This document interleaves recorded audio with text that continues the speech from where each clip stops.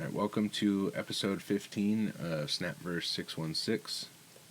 We got some information about cards that are coming out on schedule. We've got a few super squads, and we've got some other good stuff. So we will be right back with the weekly Bugle, where all the news just makes us wonder if stuff comes out too quickly or not.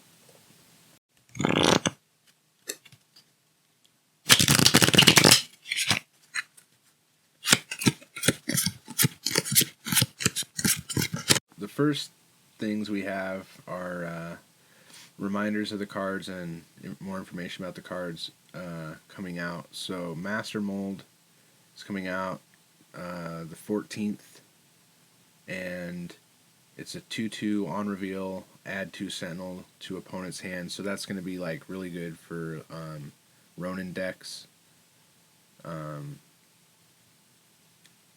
And that's really bad if your opponent is running Collector, though. It is. If you're going up against Collector, you're giving them a gift, except if they already have Sentinel in there. Now they've got 3, so they can only have 4 other cards that are in variation. But the key element here is really just when you stuff your opponent's hand with Sentinels, they can't get rid of them. If they play them, they come back.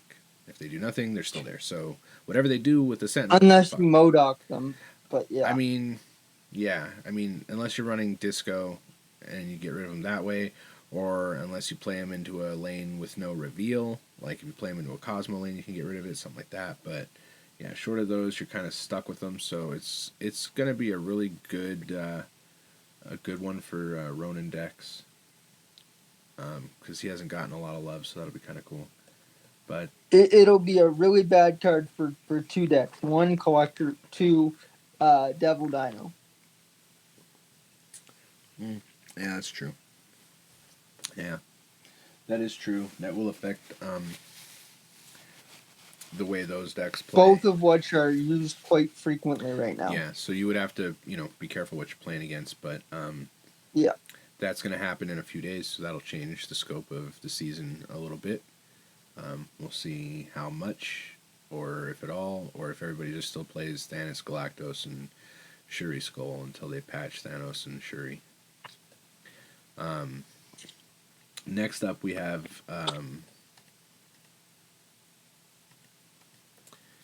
Negasonic Teenage Warhead, and they're a 3/2 that when any card is played here, destroy this card and that card. So it's like a 1-turn soft lane lock, and you can play it from turn 3 on. So that's a good turn 6 card. Yeah. It's also going to be a good combo. Well, turn 6 if you have Prio anyway. You have to have Prio. It'll be a good combo card for Nimrod, purely because you can destroy your own Nimrod and get, extra Nimrods, and that could be beneficial. It would be an okay card if you can time it right for like a death as well, or a countering of Cosmo. Yeah.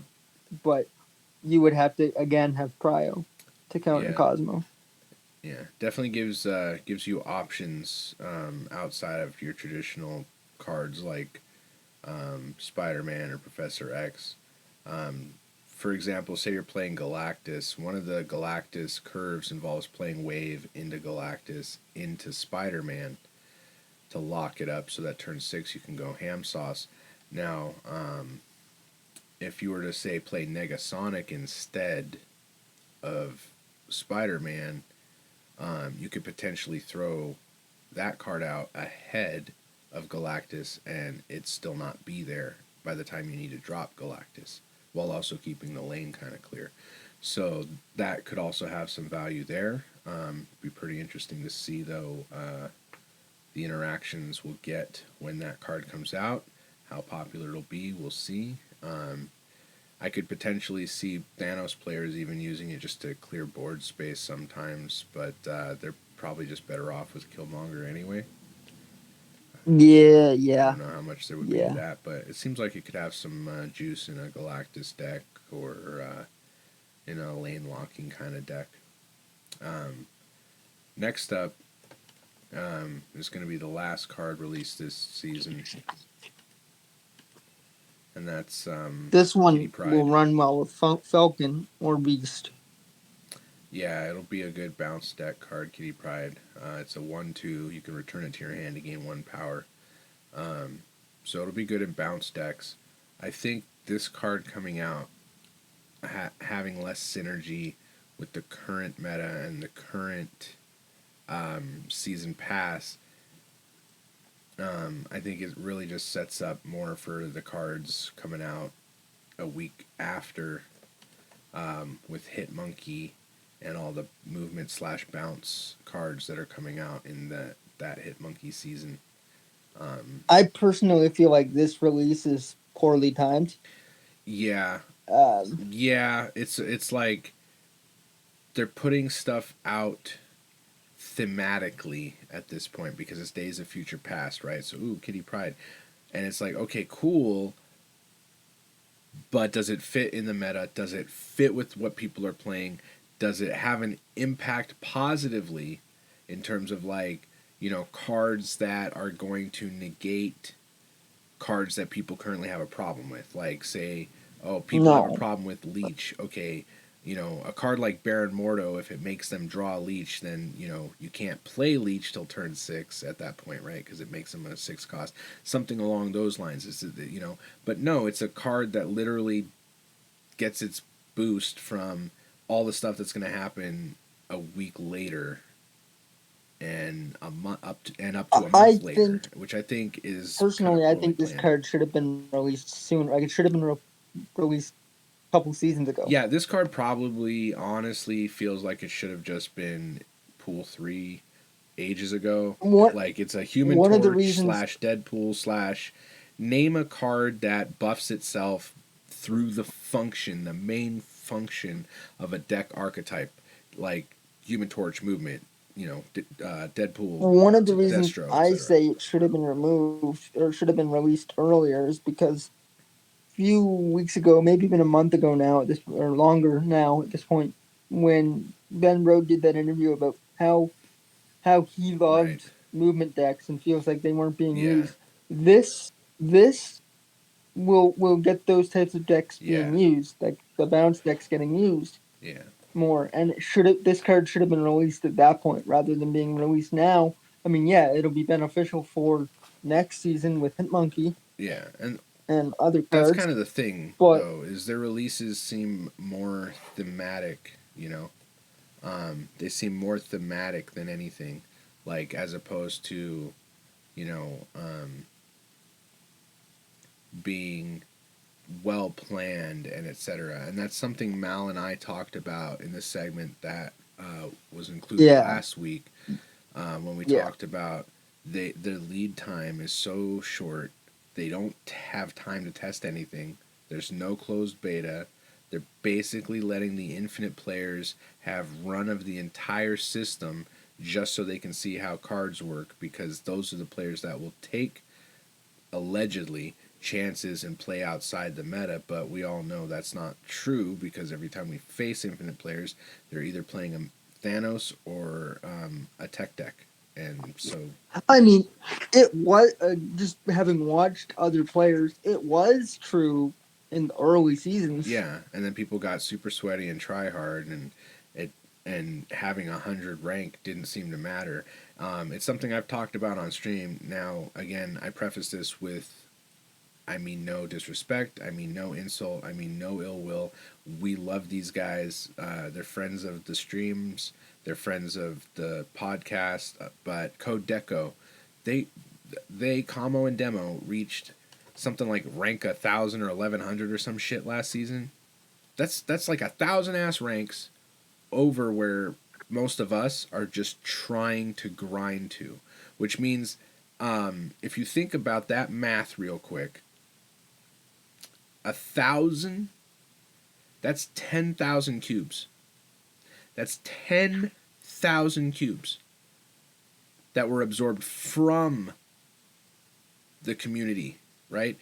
And again, this is not to mean anything negative toward them.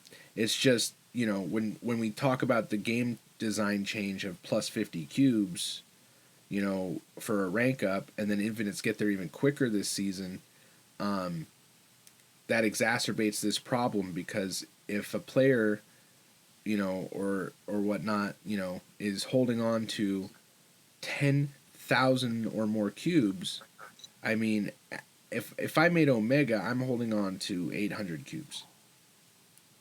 I'm holding on to less than 10% of what they have, And so the average player is holding on to somewhere between 2 and 10% of what a player like that has in terms of their cube stash, right? And that sort of discrepancy is the opposite of what the devs and Ben Brode have said is the point of letting infinites, not lose cubes, so that they can, quote, donate them to the community, which, in theory, yeah, I see what he's saying. He wants them to test decks and basically be their beta testers once they reach infinite. But that's putting a lot of confidence in sweaty trolls. Yeah, that's putting a lot of confidence, and to say sweaty trolls, we definitely don't mean Kamo and Demo. They're awesome people, but it's putting a lot of confidence in players who are trying to achieve stuff and trying to ladder. Putting a lot of confidence in the internet. Well, that's putting a lot of confidence in a system that's literally designed to benefit you for ranking up. A system that, like, the point of the game, the fun of the game is, haha, I got the cubes. When fun is dictated by winning and cube gain, largely, I'd say, what exactly by hitting infinite motivates a player to suddenly not have that? Like, what makes the game fun suddenly for them to do other than the cubes? Yeah.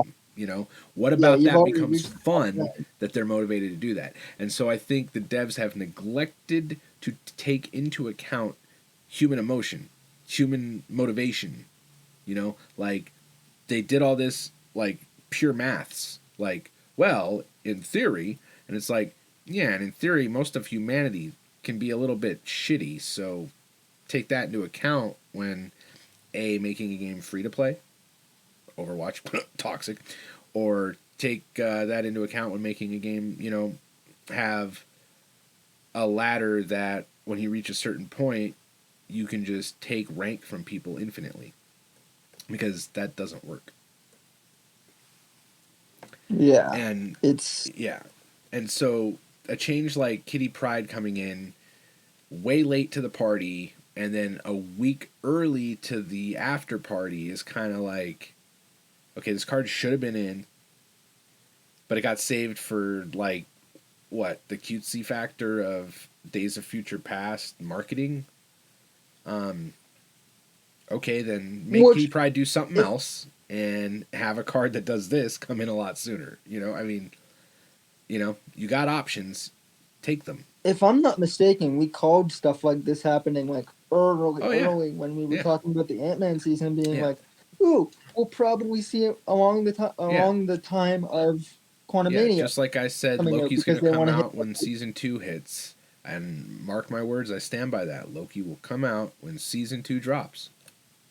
Yep. And so, he will. Yeah, and so because they're doing tie-ins, they're less concerned with releasing cards in a manner of, how will this affect the economy of the game? How will this affect the community? How will this affect the gameplay and the meta? How will putting this card into the game change things? And they're not doing that right now. And the fact that, most cards are announced up to 2 months out at most, with no ability to get them quickly once they're there, means nobody's testing these things for breaking points until we get to spots where people are like, okay, we gotta do something about the stones and the Quinjet interaction on Thanos. You know what I mean? Because, like, how many people had Thanos until about a month ago, and then everybody had him because it's the easy win condition card. So I mean,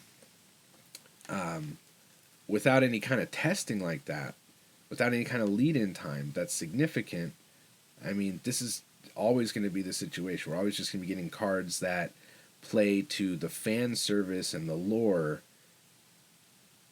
at the cost of fitting into the game properly. Yeah.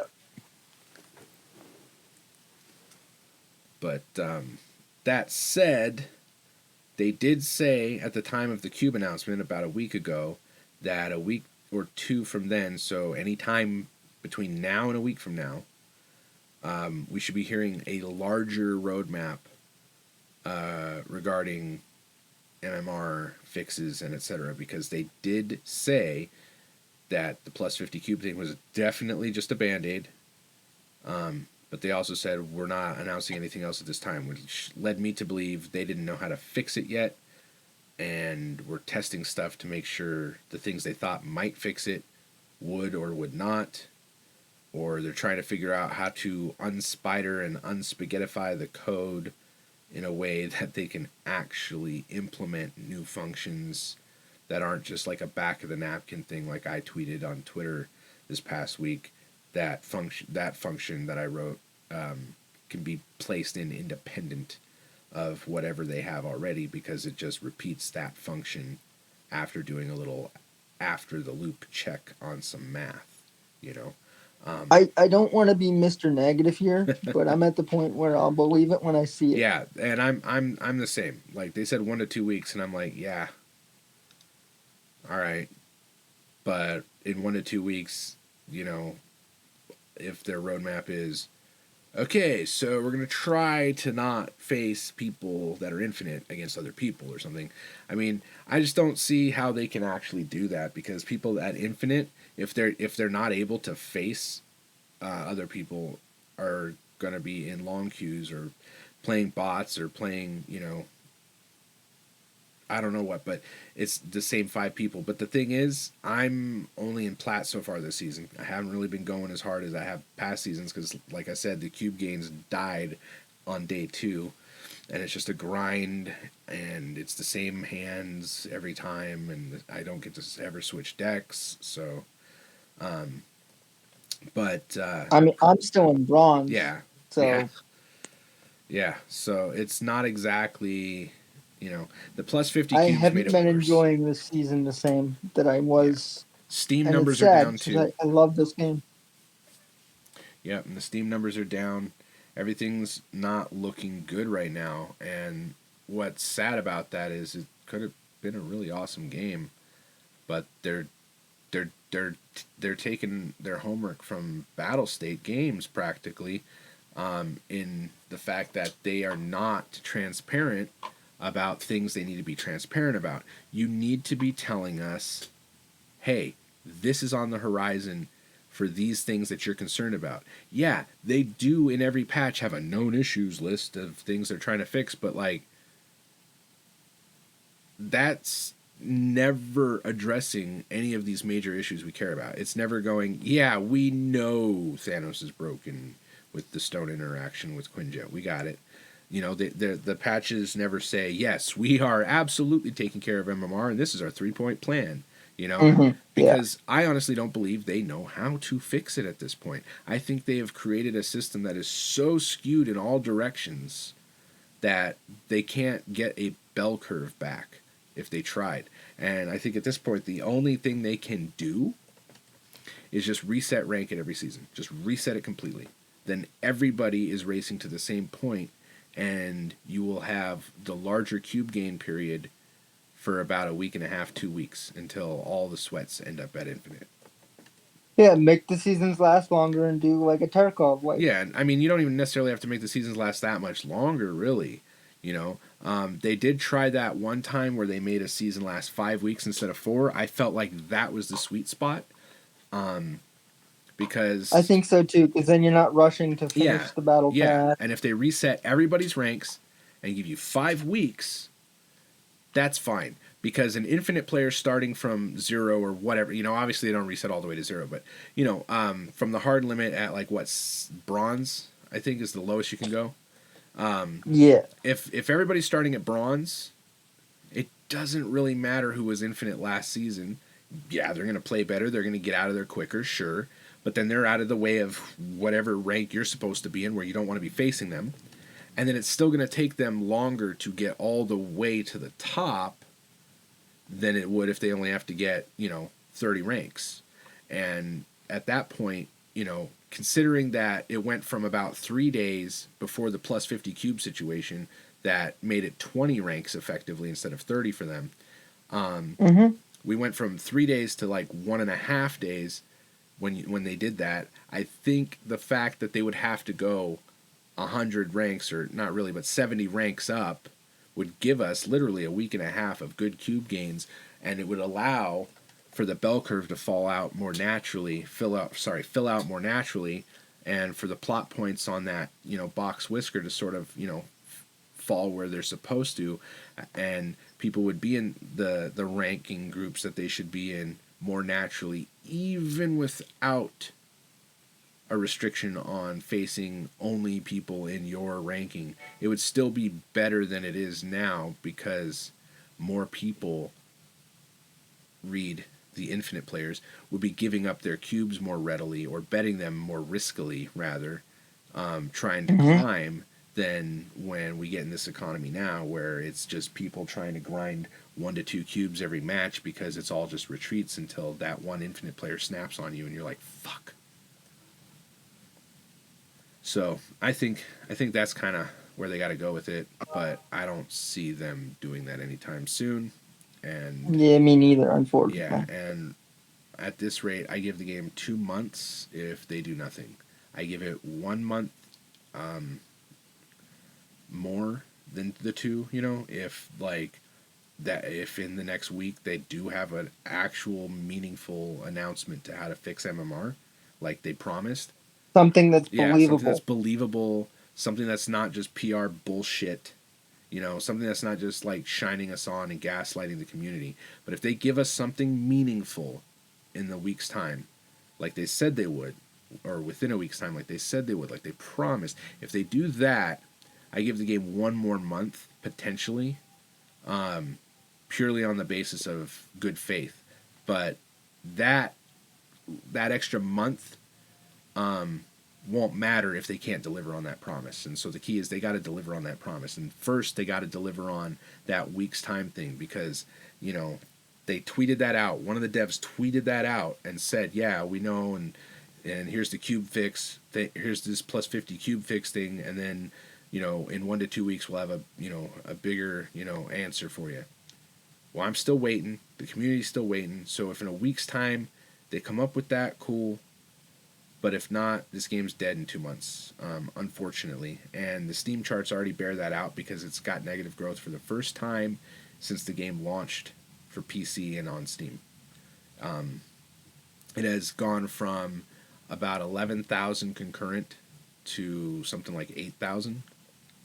So it was at 11,000 at peak, right? Which was when the big hype was going on. And obviously that's not sustainable. And if it drops again by next week? Yeah. And the real issue with that is, you can't, it's hard to extrapolate PC data to mobile data because most people have a mobile device in this day and age. So it being a mobile game and etc., you've got to figure there's going to be a big chunk of players more than just 1,000 or 8,000 concurrent when you add in mobile. But just being on mobile doesn't seem like a difference enough to warrant thinking that the data would look any different over there in terms of percentage gains loss, or a percentage of gains loss. As a person who primarily plays mobile, like on mobile, it doesn't really. The fact that when I'm streaming this game, I stream during the same set hours a day approximately. The fact that I see the same handful of players during that same time window repeatedly, day after day, really just indicates that the player base is in fact dwindling in that way, because there's no one for me to play except for the same people. And, that's like a dead casino, where the only people coming in to sit at the tables are the grinders, and they got no fish to take money off of. So what's their motivation to even come in? Because they don't want to fuck with each other. And then the game dies, the table dies, the room dies, and then the casino dies except for the slots. And then they move out the tables and put in more slots. And I've seen it a bazillion times out here in California, like at casinos and stuff. Happens all the fucking time. And in the case of poker, the difference there is, the draw factor, who wants to come in, who wants to play. It's at a casino physically, et cetera, et cetera. Whereas Snap is much more convenient to play in, et cetera. But the theory still holds. If only the grinders are the ones playing, the game will die, because the grinders don't want to keep trying to take cubes off of each other, because it's unrewarding. Trading them back and forth with people of approximately equal skill that you see all day, every day. Yeah. And that's the problem right now. And again, I don't want to sound like Mr. No, I don't want to either. I love this negative, game. But yeah, I don't want to sound negative either. I love this game, and I hope they fix it. I'm trying to be realistic about it, because I hope that they hear us and do something. Like, not us, you and me specifically, but the community at large. And I feel like the more noise we make, somebody's got to listen. Somebody's got to do something for the community. Like, it's not like we're the only ones saying this. Everybody is saying this stuff. Everybody's saying this game's not got a good future. Everybody's concerned. It's all over Reddit. It's everywhere right now. It's concerning. It's genuinely concerning. And considering, like I said, this is the first month that on the Steam charts we've actually seen negative growth for this game, that's super concerning, because card games don't have negative growth if they're healthy. They just don't. They have either steady number of players because it's a healthy game, or they have slow gains because people go, hey, this game's cool and it's actually easy to get into. But they're not playing it that way. They're just, and it makes me sad, because by January they'd recorded 50 million profit, and from what I understand, that's beyond the debt of like angel investors of that 30 million and the Marvel license fee that came with that and all. So 50 million, even if that wasn't pure profit, is still 20 million pure profit or so. So they've got the resources now, and if the game's going to die so quickly, on contract they're going to have a license for what, like a year, 2 years. So Marvel pulls the, I'd say 2 probably years 2 at most, and Marvel pulls the plug, and it's donezo's. Game's dead. There's nothing, and it's not like it's something where you can private server it. It's not something like where they'll be able to leave the lights on, on like one server somewhere for like the 5 people that play it, because it only costs like $5 to do, or because it's such little bandwidth. It's not going to be like that. Marvel's going to be like, well, guess what? License, bye-bye. And if that happens, it's going to go the way of Marvel Heroes Omega, when that got shuttered, so that Marvel could put out their Marvel Avengers game to try to rival not just AARPGs, but also to try to rival like looter shooters like Destiny and stuff, with the restructure of the way the game worked. And that didn't have the biggest welcome to it, for one. And now they're moving on to, what was it, the Marvel Suns or something like that. Midnight Suns. Yeah, Marvel's Midnight Suns. So even Marvel Avengers did not have that shelf life. And when these things don't have that shelf life and Marvel's got a license involved, you can't play it anymore. It's not like baseball or Madden, where like the player associations are a body of players through time, and not just a body of players for that 1 year or something, you know what I mean? And so it makes it a little different, because you're getting the licensing from the whole Players Association, which includes any and all players who are part of said Players Association and gain benefits, as a part of it. Mm-hmm. Marvel being a corporation purely, it's not a union like that that's selling their brand.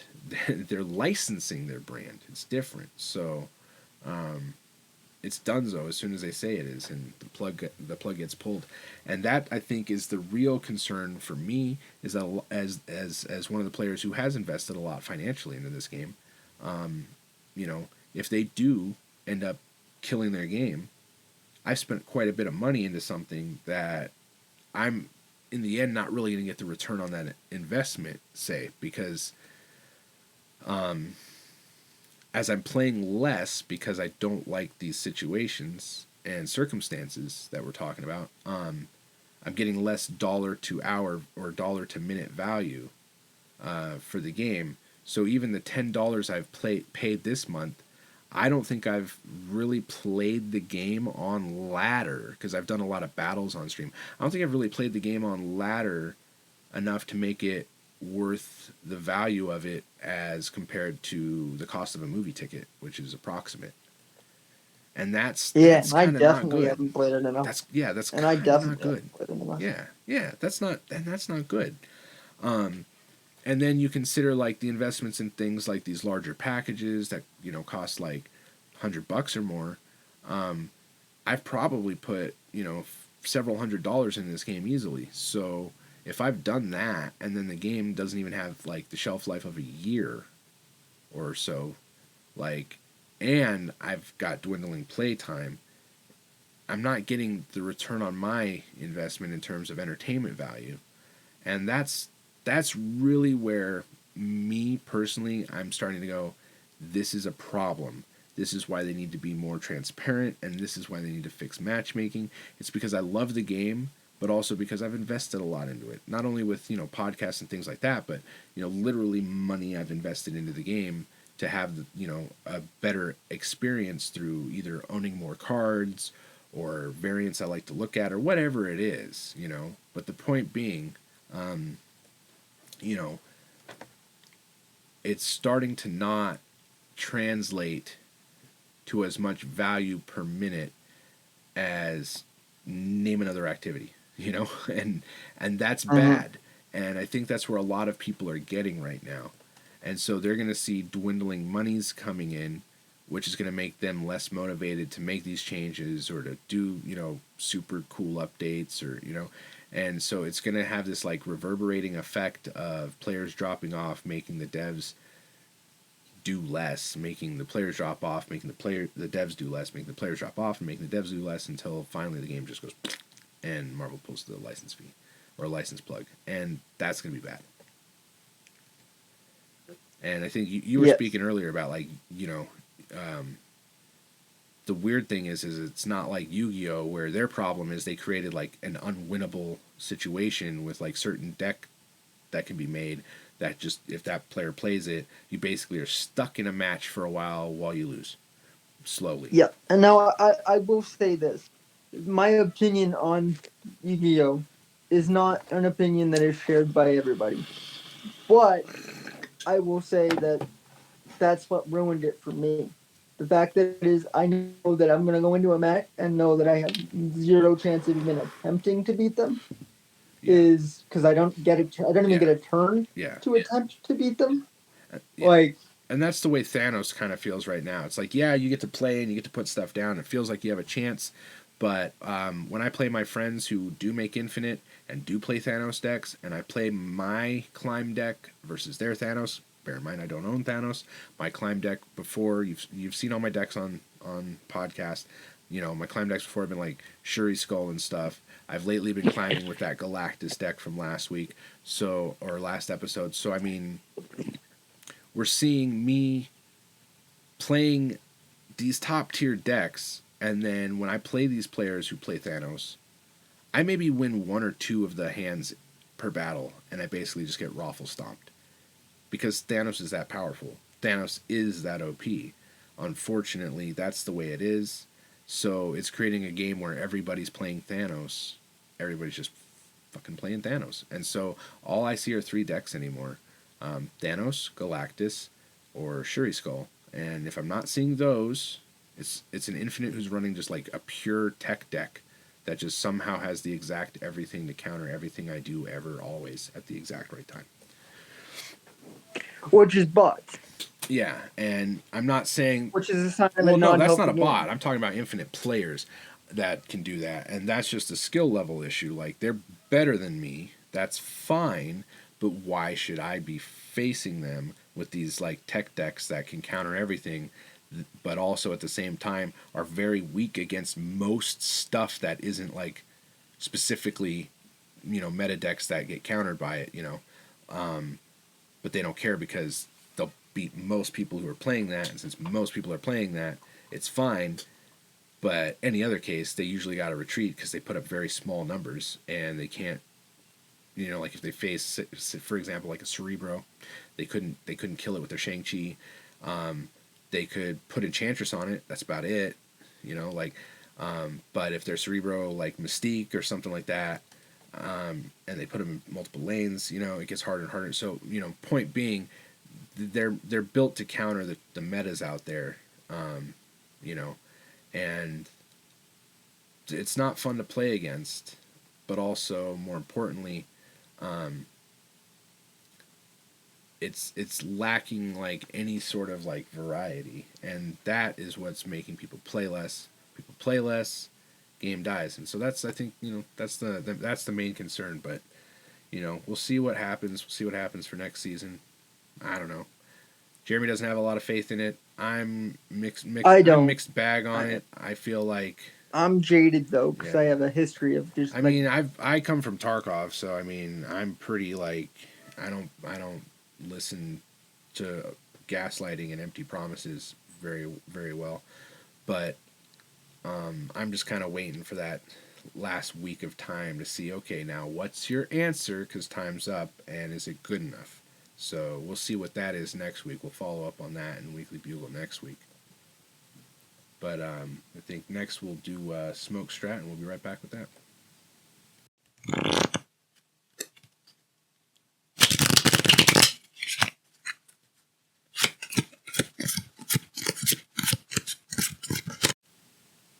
Alright, so this week on Smoke Strat, we just got a couple quick tips.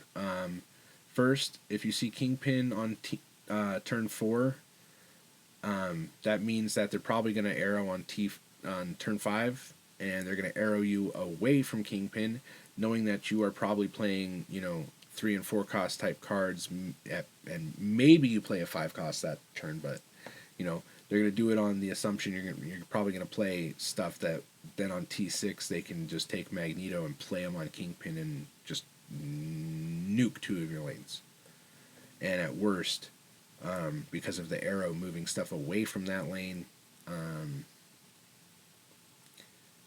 the Magneto pulling stuff in there that dies, you probably, even if you played a turn 5 card there for significant power or whatever that didn't die when it got moved, obviously, because Kingpin only happens on T6, it wouldn't be enough to overcome, likely, what Magneto and Kingpin's combined power would be.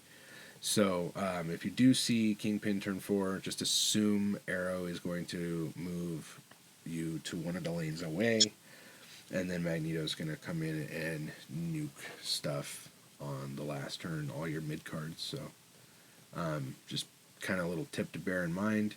It's not all that common, but considering bounce and movement are starting to get some love, this is probably something you're going to need to be more aware of next season and in the coming weeks. Agreed. The next tip we got is about retreating. So a lot of people don't know this. A lot of people aren't aware of this.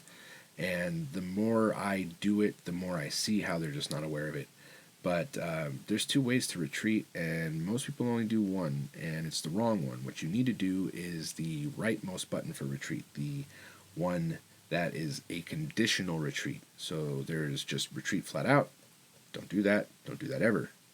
Click the other retreat button. See, I always do that. Yeah, one. and see what happens when you click the other one is if they retreat, you win. Like if they full retreat, you win. If they click the same conditional retreat, you tie.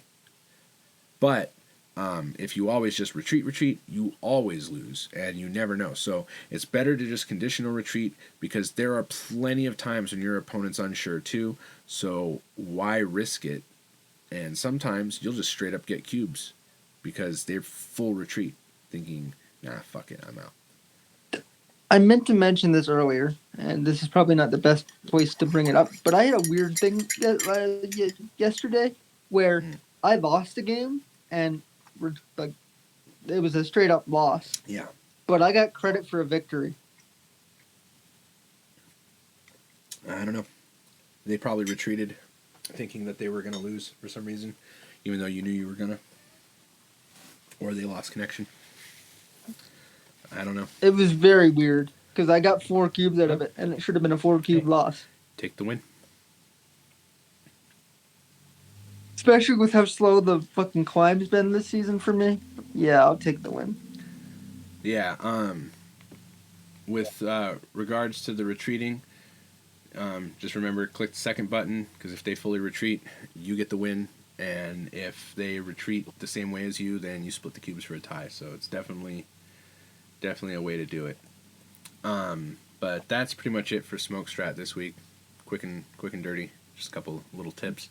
And we'll be back with Invoke's locations, another quick one since there was only one this week.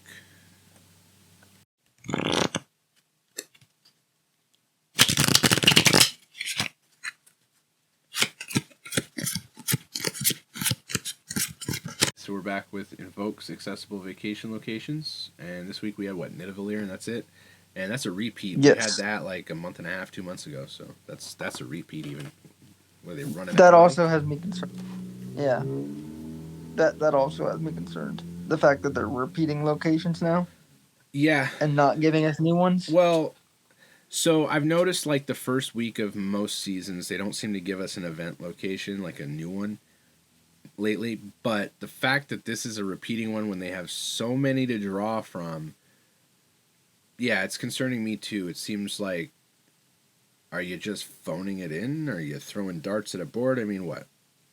What's the deal here? I mean, don't get me wrong. I love this location for the types of decks that I play. Yeah, I mean, but I'm not mad at it either. It was much more friendly than a lot of the ones we get. So, I'm not going to complain. This would be fun for Galactus. Oh, it was. My null was getting very large. We actually have a screenshot of a huge null. It was great for my Morbius collector, too. I bet. But yeah, massive, dude, massive. Yeah, I mean, it's really only rough on like Cerebro decks and stuff like that. Yes, but it's great for buffing up your small cards. Like I was saying, it's a great way to build null for Galactus. Great for your Venom death decks. It's great for it's null. also a good way to get more value from your stones and Thanos decks. And like we said, everybody's running Thanos, so can't beat them, join them. Throw the stones on Nidavellir. It's great for your MODOK discard decks. Yep. Yeah, throw down a bunch of swarms and they have extra power. Makes it easy. Oh man, it's wonderful for Swarm.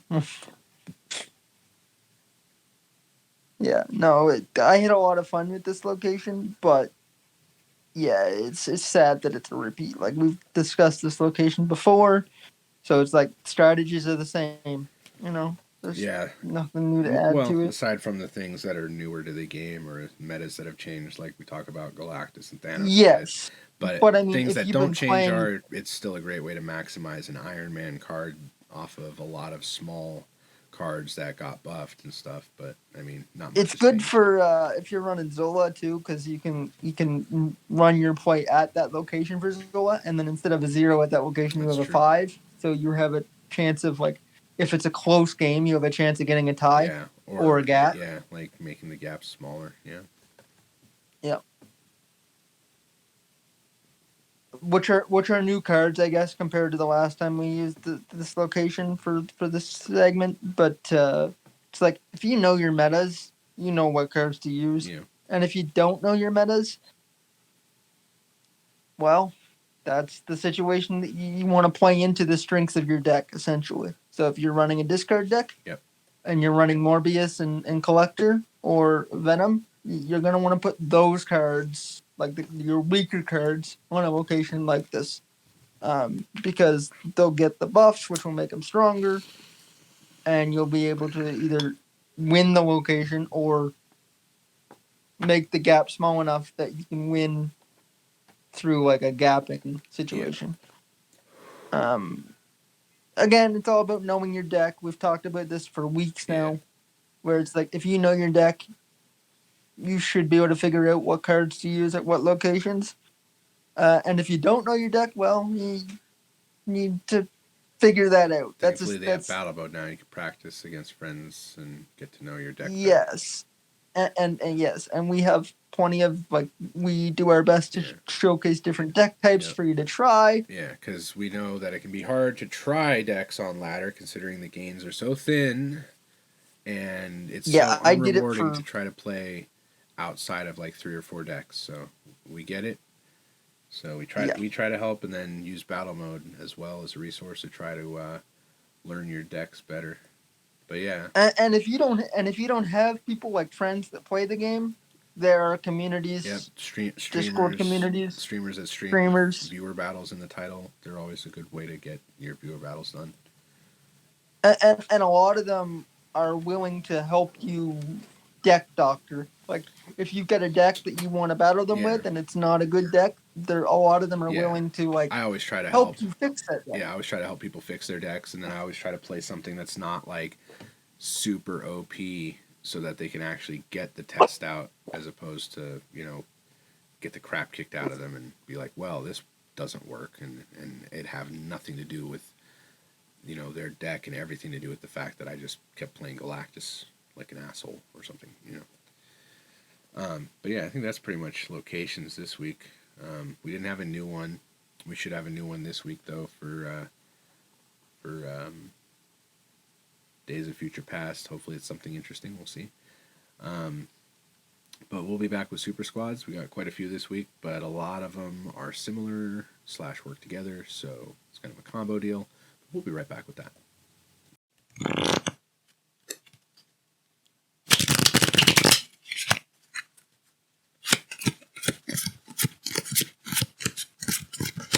So first up, we got some Dynamic Duos Avengers levels threats. We've first got Valkyrie and Cerebro, so we were already talking a little bit about Cerebro. Valkyrie and Cerebro can be really powerful in that, say you've got like one card that's just more powerful than other cards, but it's also a card that like buffs you or has some mechanic that's just essential to your deck in some way that like, man, I gotta have it, but also fuck, it fucks me on Cerebro.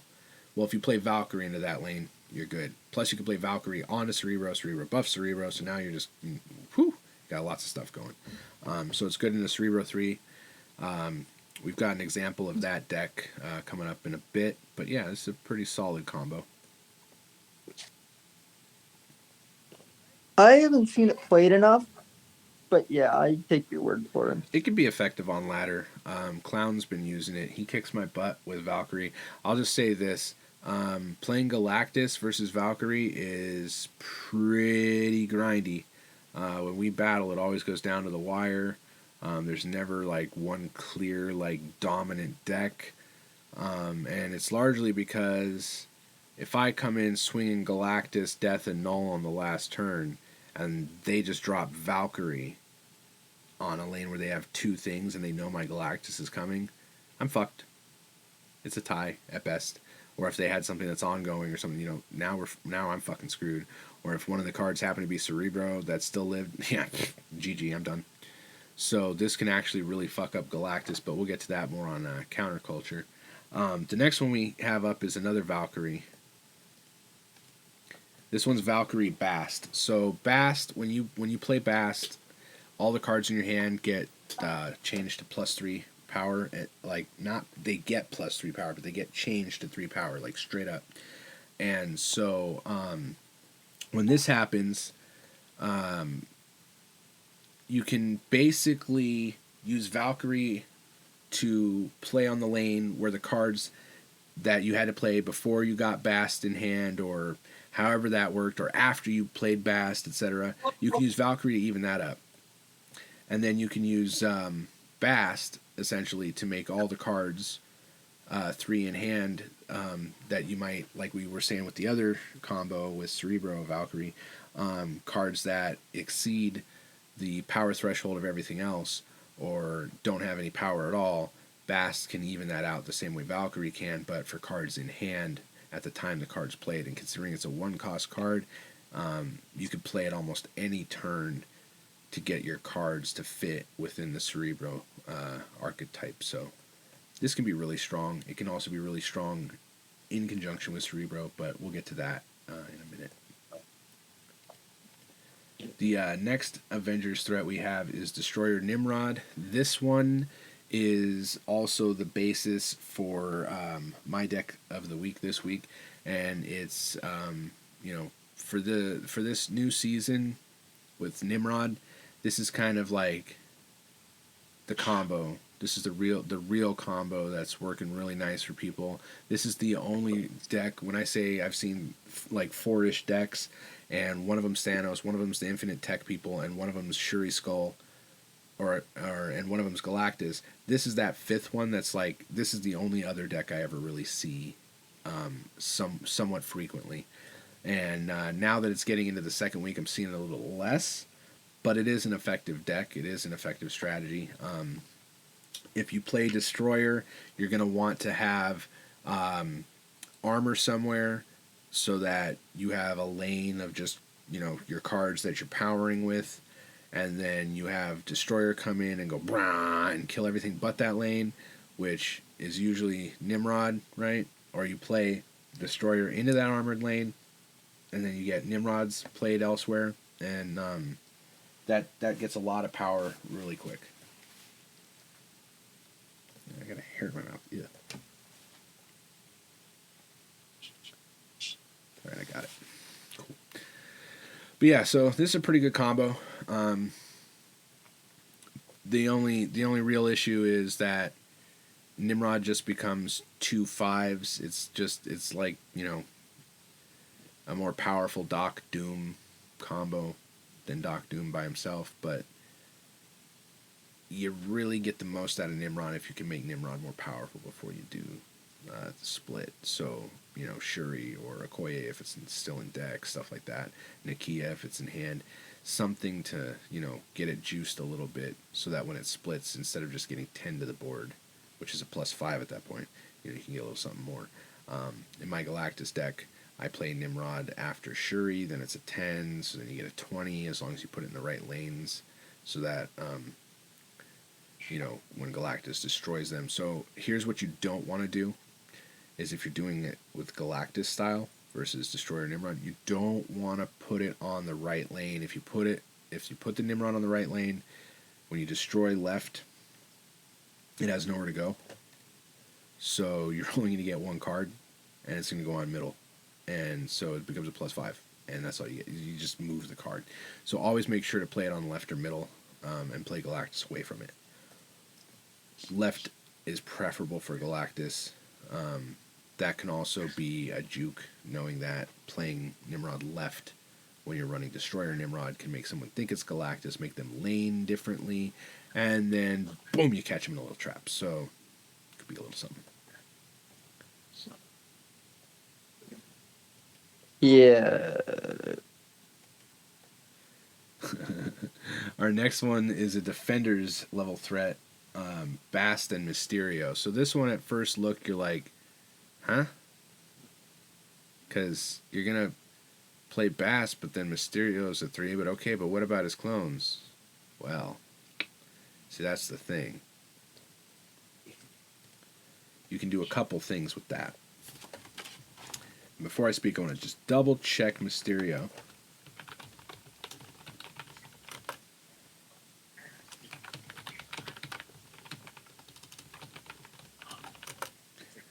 Yeah, that's what I thought. So as you play this, play illusions to other locations. Disguise this as an illusion until the game ends. So what ends up happening is the illusions look exactly the same, which means they have 3 power 2 until the end of the game. So that is one thing you can do for Cerebro, and then they don't know what's going on, and it buffs them all. So it could be a little like, whoa. But here's the fun version of Bast Mysterio, and this one would require like Beast. But you play Mysterio, you play Bast after you pull the cards back into hand. So, like you can pull some of the cards. You're not going to be able to pull all of them. But you pull some of the cards. So like you could pull an illusion back into hand knowing it's an illusion and then bast it and play it back. So you can do some interesting stuff with this combo. I wouldn't say it's like the best combo of all time, but I mean, if you're looking for something different to do, or if you're already infinite and want to try some fun, this can it'd be a fun battle deck. Yeah, this can be something that can be fun in a Cerebro 3 Valk Bass deck. Or it could be fun as part of like a bounce element to one of those decks, because you don't have to bounce it for it to work, but that gives you like a little extra, like, which card is it? Did I pull the real one back? Didn't I?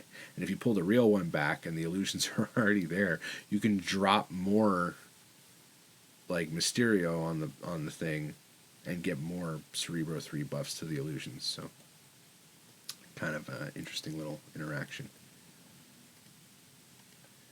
And then the last Defender's level threat we have is Cerebro Mystique, because if you're going to run Valkyrie Cerebro Bast, you might as well bring Mystique, because she can copy Cerebro, and you can get that +2 to be a +4 instead. I mean, why not have twice as much fun? If you were to throw like an Onslaught in this situation, because you technically could, because Valkyrie's a 5, you still have room for some 6 costy if you really wanted to, if you got all this stuff out early. I mean, it'd be really hard to get it out early and not get it nuked. A lot of times you play these as a combo on 6, or play them, split between 5 and 6 if you didn't get Valkyrie, stuff like that. But the main takeaway here is she can copy Cerebro, and you can get a lot more going for that. And if you do play Onslaught on top of either of them, then you get double of double and so on. So pretty good. That said, that brings us to our starter dose. So the first one is just Valkyrie Bass Cerebro. So, a combination of 2 of the Avenger threats from before, essentially.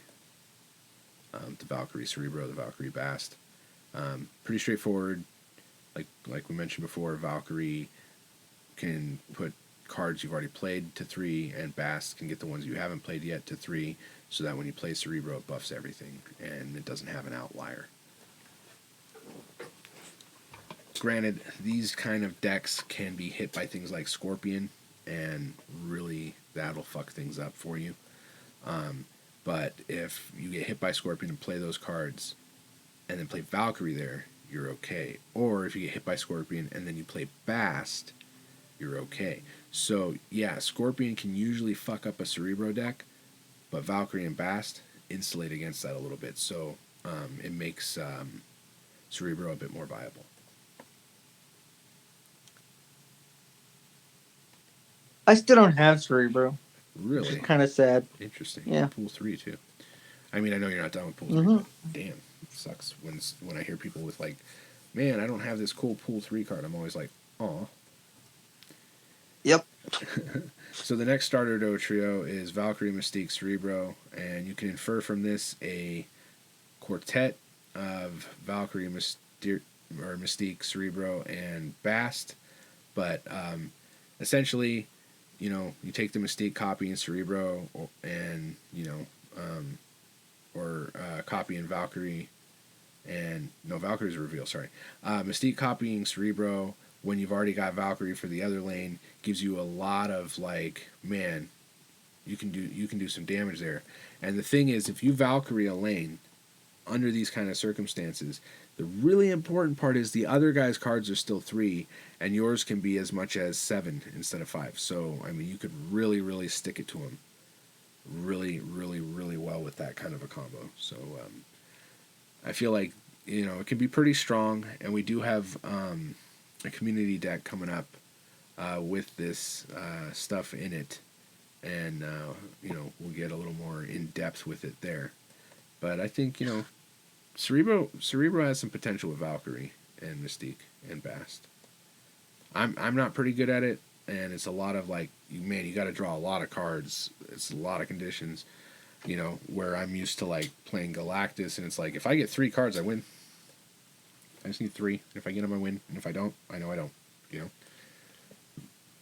And if I Yeah. get Daredevil, I really win because it's like I know where I'm putting that Hobgoblin in. You're fucked. But yeah. So next up, Your Hobgoblin is nasty. it is. It is. I threw down to -32 earlier on Shuri's Lab. I played Shuri and then played the Hobgoblin on Oh. Shuri's Lab. It's a -32. Oh. That makes me want to cry. Throwing that out there, that makes me want to cry. So my contribution for deck of the week is Nimrod Destroyer, and the way this one goes is Ant-Man, Nova, Wolverine, Armor, Electro, Captain America, Cosmo, Shuri, Black Panther, Nimrod, Arnim Zola, and Destroyer. So Nova's there to get destroyed by Destroyer and buff everything in the end. Wolverine's there to get destroyed by a Destroyer and get bigger in the end. Armor's there to protect the lane that you are playing cards in legitimately so that Destroyer doesn't kill them in the end. Electro's there so that you can play Nimrod into Zola into Destroyer, or Nimrod into Destroyer into Zola, for example, and you can get 2 Destroyers and extra Nimrods. I mean, it can get really, really gross really fast. And then Zola also has good interaction with Black Panther, as does Shuri. Shuri can buff the Nimrod, make the Nimrods bigger. You can even potentially get a 30 Destroyer out there if that's something you were interested in for some reason. You've got Cosmo, so if you don't pull Armor, you can always Cosmo where you're going to Destroyer if you've already put out big cards for the rest. That way it doesn't destroy that lane that you're putting, like your Captain America and your Ant-Man and stuff into, where you're actually trying to lane legitimately as opposed to, like, destructively. So that's pretty much straightforward deck, not a lot to it. Pretty simple.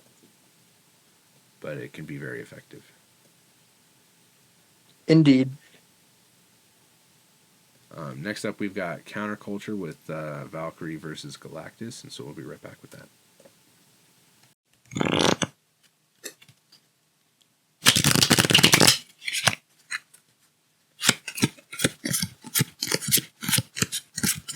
This week on Counterculture, our matchup is Valkyrie versus Galactus. We mentioned a little bit earlier. Basically, we rate this one a tie, though we would give the edge to Valkyrie. The reason we rate it a tie is because if you get the Galactus curve with Null, Valkyrie can't really do much about the ongoing, so you win. But if you don't get that Galactus curve and they're able to play Valkyrie on the lane that you're playing Galactus with, like, say, Hobgoblin becomes a +3 and undoes your whole shit, for one. If you're doing, like, Nimrod splits, it undoes that and evens everything out for them.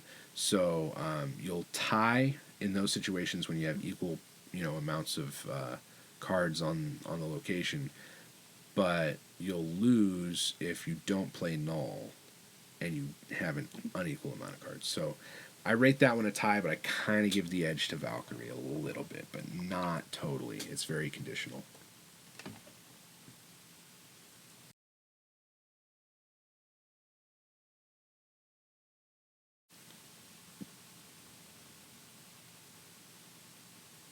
And that's pretty much it for Counterculture this week. We just had the one.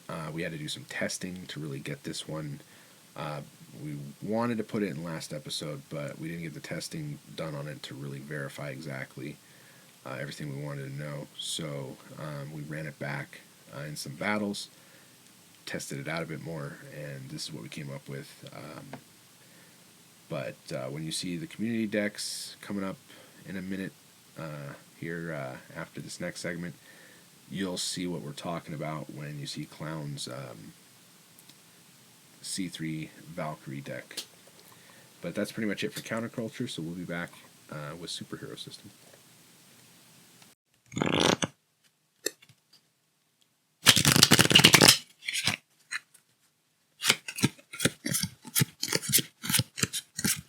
This week on Superhero System, we are going to talk about in a more productive way than going, this sucks, like before, how to actually insulate against infinite players.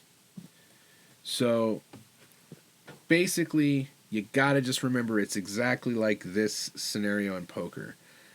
It's just like when you're in a tournament situation, a sit and go, whatever it is, and you get to the last table, then all of a sudden it's heads up play, and you're one of those two players.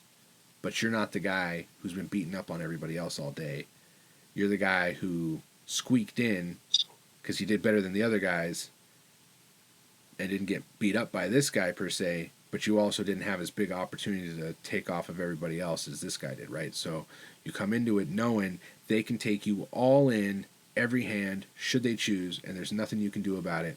And if they were to lose to you, it would give away such an insignificant portion of their total bankroll that it's irrelevant to them, and compared to the number of times they're going to take your blinds from you anyway. So the bigger chip stack, right, can always push that other player in, and that gives them information. And in Snap, that gives information too, because when a player is infinite and has nothing to lose and knows you're not and have stuff to lose, because you're not flaunting your titles, you're not flaunting your card backs or whatever for infinite, which everybody who's infinite does. They're going to know that they can snap on you, and their information is going to be the same as you get from poker situation, right? The information you're going to get is this guy either does not have it or he has it, and you can believe that with a reasonable amount of certainty compared to other scenarios, because the player is less likely to bluff here, because one bluff called, and they're going to get called every time, they lose. So there's no incentive to bluff, because they're never going to push the guy off of it. You know what I mean? So it's the same in this case. And so it basically forces you into a situation where you have to have the nuts or be willing to bluff that you do and push them off. But since, like I said, you can't push them off, you end up just having to have a made hand to go against them. And that gives them enough information. An infinite player knows that you probably only need to draw out like maybe one card at most to get done what you need to get done, which means they're going to see cards that are extremely relevant to what your curve is, as opposed to like your off curve cards that you're playing because you didn't draw out quite right or something, right? They're going to know because you would have folded otherwise. You would have said, retreat, fuck this shit, I'm out. So they're always going to get 2 cubes minimum off you for that, for staying in, if you don't retreat right away. And then if you retreat right away, well, gives them the information of, yeah, you had jack and shit, thanks for the cubes. And since you're in no position to do the same, you're gonna grind downward every time that happens to you. So you have to bear that in mind, so that when you face an infinite, you just remember they have an infinite cube stack, so they can snap you into that -2 every time. But you can also ride out those -2 bleeding big blinds. You can do that. But in order to do that, you also have to be able to maximize your gains when you don't play infinite players, and or when you do have the nuts. So that means you can't be making mistakes. You can't be accidentally putting a card down on top of Galactus and going, haha, I'm going to win because I got death there and this, and oh wait, shit. You can't do stuff like that. You can't play like me, basically. So it'll have a negative net effect when people who aren't infinite have a higher retreat rate under the threat of lesser cube losses than infinites can snap you into.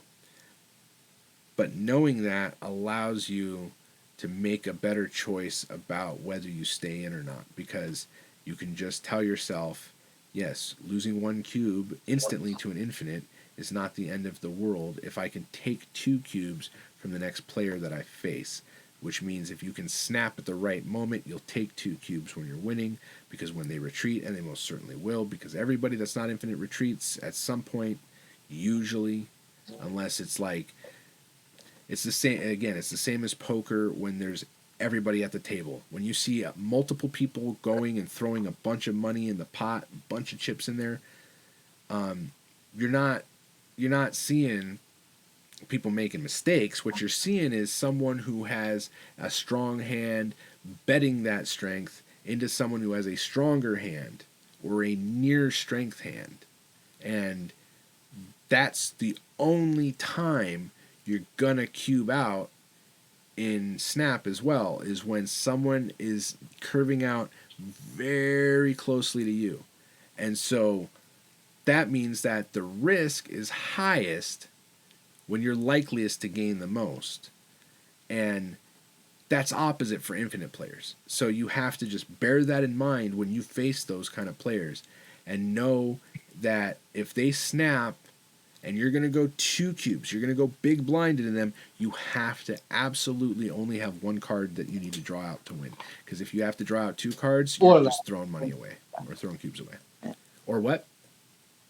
Or less, like, yeah, or obviously less. You want to have you need a to made have your hand. perfect hand. You want to have a made hand, but at best, or I mean at worst, you want to only need to draw 1 card, and have a number of outs. So it's like you only need to draw 1 card, but it doesn't have to be 1 card. You need to draw one of, like, say 2 or 3 or 4 cards, and when you're getting late turns, and there's only like 5 cards in the deck, and you've got 4 outs, you've got, better chance of, winning than losing, But short of that kind of a scenario, you're not going to want to try to draw out against infinite players. You're not going to want to try to build a hand as you go. Like, this isn't Build-A-Bear, like, this isn't the Build-A-Bear workshop. This isn't the Build a Hand This workshop. isn't Galaxy's Edge Star Wars. Right? This isn't building your lightsaber for $200. This is lose all your cubes because you tried to build a hand. Like, no. You will pay the exorbitant prices you paid to build your Galaxy's Edge lightsaber or your Build-A-Bear. You will pay those exorbitant prices in cubes if you try to build a hand against an infinite. So just don't do it. Is pretty much what we're saying. Just don't do it. Have the hand ready to go, because they're going to have snapped anyway. They're already going to lose 2 to 4 cubes. Just don't snap back on them. Let them walk right into that. If you snap back on them, that gives them the opportunity to retreat before the cube gains get up past 2. So, just don't snap back on the infinite player when they snap like that, and you have the nuts, because they'll retreat if you snap back, because circling back to that gaining information thing, if you stayed in the hand, what do they know? You had the nuts. So if you snap back, why would they stay in it? Unless it's a scenario of a player playing ace king versus, queen queen or something. You know what I mean? Like, unless they're 2 really solid hands, no one's doing that. So, just let the infinite player snap. When you have the nuts, just walk them into that fucking 4, because they won't be able to retreat until it ramps up to that, in most cases. So obviously it's not the best, system to deal with infinites, but it's what you got. It's the best you can do. But the infinite system is not the best to begin with, so it's you're working with what you got. Exactly. But if you follow this, you can do the best that you can in those situations to avoid giving cubes to billionaires and making Reaganomics worse, or Cubanomics. Brodonomics? Come back to me. But that's pretty much superhero system. We don't need to belabor that point anymore. And we'll be right back with community decks, followed by screen grabs of the week. So see you when we come back.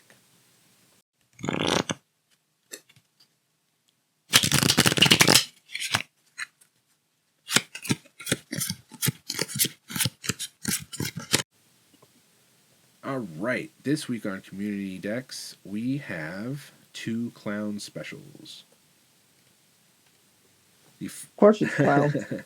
The first is Bounce Dino. We were talking about this one on stream this week because Venom came in wanting to learn to play Bounce better, was trying to play Bounce and it wasn't working, and so Clown was like, hold my beer, I got you. So the list is Hood, Agent 13, Iceman, Korg, Quinjet, Angela, Collector, Beast, Falcon, Moongirl, Devil Dino, and Nick Fury. So you're going to get your big swing power from either duping your Devil Dino and playing him twice, or from playing Devil Dino and playing Nick Fury. Nick Fury buffing the Dino, and Nick Fury giving you cards that potentially could be powerful on turn 6. Cost only 5 if you play Quinjet. Angela, standard card for just, ramping up a lane, playing into a lane. Gets +2 every time you do, so becomes a +6, when you're done. Filling a lane completely. But because it's a bounce deck and you've got Beast and Falcon, you can keep playing cards on top of Angela repeatedly, and actually I've seen her get as high as 12 or 15 at times when done to the max that it can be done. So that can be quite nasty. And then Hood, you can bounce the Hood multiple times to get multiple demons. You can bounce Agent to get multiple cards. You can bounce Iceman to fuck up multiple cards. You can bounce Korg to stuff their deck with crap multiple times. And then every time you bounce your cards, Collector goes boop, boop, boop, boop, boop, and buffs himself up because those cards did not come from your deck. Same with when you Moon Girl. So Collector can get quite big, and you've got some demons. Angela can get quite big. Devil Dino's going to be big. You can dupe them. So you've got a lot of options. It can be really strong, and honestly, people just don't expect this style of deck. So I recommend it if you can make it work. You can do some decent climbing with this, but it has a lot of moving parts. You've got to be careful how you move them, and you got to make sure you make the most out of Beast and Falcon. Pull up those 1-costies with Falcon. Use Beast to pull Falcon back up. Drop the 1-costies. Falcon again, etc., etc., etc. Because those 1-costies will all be free. At least for a limited time. Because the Thanos deck change is coming. They said it's coming. And we don't think it's a change to Thanos himself. So if they change Quinjet, this might not work anymore. So enjoy it while it lasts. In fact, enjoy it now. Get it in this week while you can. Yeah, I'll believe the changes when I see them again. I'm sorry for being Mr. Negative here, but the bounce meta is coming, but the Thanos and Shuri changes were announced. They're just not saying what they are yet, because I think they're trying to figure it out. But they were announced. They did announce that, and that's going to come in the next patch. They said that. That's a fact. So whenever the next patch drops, look for adjustments in and around those cards. I do not believe that Thanos will get directly adjusted. I do not believe Shuri will get directly adjusted. What I think will happen is the cards that break with their interactions with those cards, those will get changed. So the Stones and Quinjet interaction where the stones are free, that can't happen. You've got to make the stones cost 1. They've got to cost 1. Endo story. Then, when it comes to Shuri, you just have to adjust She-Hulk and Taskmaster, for example, or adjust Red Skull if you think 30 is too powerful in a world where his ongoing is I can so see small. them. I can see them What I could see is having maybe not changing the power of Red Skull, but changing what the buff he gives the opponents is. Mm-hmm. So instead of +2, make it +4. Well, you got to remember he's a 15, right? So what I think is a +3 is fine, because right now it's a +2. So if you made it a +3, and he's a 15, and you subtract 12, he's only a +3 without Shuri. So it makes him useless without her. But then only see him with Shuri, which is why I said. Well, no, I know, but hear me out, because you can't make a card useless. You can't make it have negative power without another card. That's just not going to happen. They're not going to do that. That's asking for something that'll never happen. Plus, it'll be an imbalance, in a bad way. And it's not like it's Hobgoblin where it can go to the other side, or Green Goblin where it can go to the other side. It's a high-cost card, so it's not like you're going to very easily be able to Viper it without also costing you your most powerful turn and relying on a 4-cost card, and then you're looking at things well, like you Crossbows. couldn't Viper it because you'd have to play Viper after Red Skull. No, There'd be no way of doing that. You could, because you would play Red Skull on turn 5, my dude. So then you would Viper after. That's but what Red Skull is a 6-cost card. It's a 5-cost card. It's a 5-cost card. That's why you can Shuri, Red Skull, and then Taskmaster. That's how that works, because it's a 5-cost card, dude. Guaranteed, 100%. Trust me. You can swear up and down, but It's a 5 cost You card. play I it, I'll play it. trust Yeah. you. But I'm just my brain I is get it. like, I get it. But it's a 5 cost card, so you can't make it that bad because it's already cheap. You know, like, and no one will play it. So what you have to do is make it a -3 so that it has no effect outside of Shuri other than being a +3. And then you have to have 0 to make it work for anything else. Then 2, when you have a full lane against a 30 version of it, it's a 22 right now. Well, it would be, -12 at that point. So instead of being a 22, right, where it's -8, it's going to be an 18. So it's under Infinite at that point. Doing it -4 is excessive in any case. Like, it would make it a useless card without Shuri, and even with Shuri, it would be pretty much a useless card because 4 times 4, right? That's 16. You take that off of a 30, and he's worth less than his base power if you 0 him, you know? And yes, that would undo him being played with Shuri, but I don't think the point is to make it impossible to play him with Shuri. I think the point is to make it less enticing and less effective and more counterable. So if you can play a card like Infinite that in one turn can beat it, or if you can play some kind of combo that in one turn can put up the same power, then it's not such an issue, you know? Whereas just straight up the way it is now, it's a huge problem. And then Taskmaster copying stuff, like a simple adjustment they can make to him is if that shit got Shang-Chi'd, Taskmaster can't copy it anymore, you know? Instead of making it happen to just the last card played, it should make it to the last card played if it still exists, you know? Because how does Taskmaster copy somebody's style if that style is 6 feet under? Like, what is he doing? Watching videotape? fair. Has he got like a yellow marker? Fucking some Madden shit? Like, yeah, I'm gonna hit it over here, and then hit it over there, and then go there, and there, and there, and then there. Got some Madden shit going. I mean, come on. Like, I don't. Which, given the way the game's going, I could see that happening. But that's me being Mr. fucking. Well, I think if they just make it a -3, it fixes Red Skull because he's useless played alone. So it makes you super invested in having to land that combo. He has no effect essentially without 0 or without Shuri at that point. You know, because even at 15 played on a full lane at -2, right? He's still a 7. He's still arrow. You know what I mean? So he's not powerless. But if you make him -3, he's powerless without those combos. And I think that means that, like, yes, you're still going to see him in those decks, but you're going to be able to counter it more easily, for one. And 2, it means that if you make adjustments to things like She-Hulk and Taskmaster around it, it becomes a less formidable matchup. It's still strong, but it's more like, you know, Sunspot Infinite, where like, yeah, it's strong, but we know how to counter it. And you know, so I think if you were approaching it that way, the adjustment to Taskmaster so that, like, if you Shang-Chi the dude's Red Skull next turn because you had Prio, they don't get to Taskmaster copy that 30 power. Instead, it goes boop, boop, boop, boop, boop. Error. Card not found. And just stays 0. You know what I mean?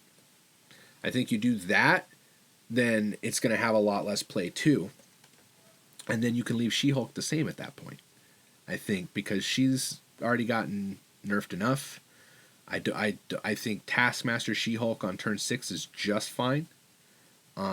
If you want to play Shuri and skip turn 5 and then play both of those on turn 6, that's just fine. Why? For the same reason that skipping turn 5 and playing Infinite is fine. Because you can leech it, for one, in terms of the She-Hulk version. But 2, just like Infinite, you see it fucking coming. It's telegraphed as shit. You know it's going to happen. You know what I mean?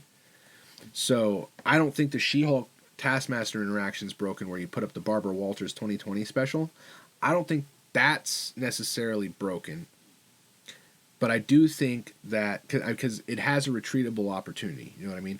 Like you're not going to walk backwards into it. Yes, you're going to have to retreat, etc., but it doesn't give super positive cube gains to the She-Hulk Taskmaster player either. You know what I mean? So it's going to up their MMR higher than their cube gain, and they're just going to get fucked by that anyway. So I don't think it's necessary to change She-Hulk, but I think you change Taskmaster the way I'm talking about, and you change just -3 for the ongoing on Red Skull. I think that solves the problem.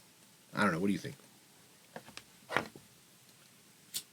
I mean, it makes sense. I'm just. I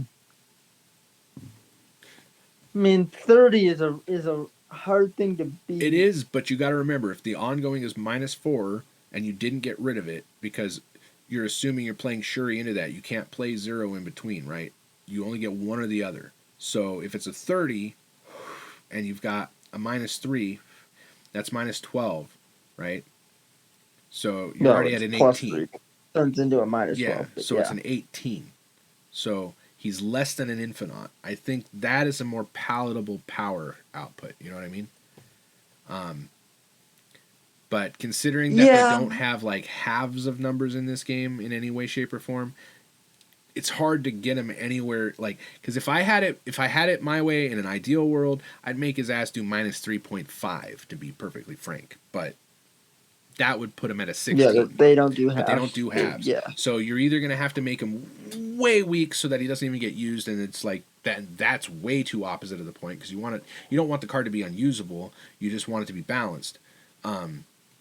But if you go like, I mean, I'd be fine with it being unusable, but my goal is to make cards be balanced. I don't want necessarily like every card to be so balanced that everything does the same thing and has the same similar effects and same power, and so whatever you could play like A, B, C, or D in any given situation and it's the same thing. I don't mean to make it so generic that all the cards are made by Kirkland.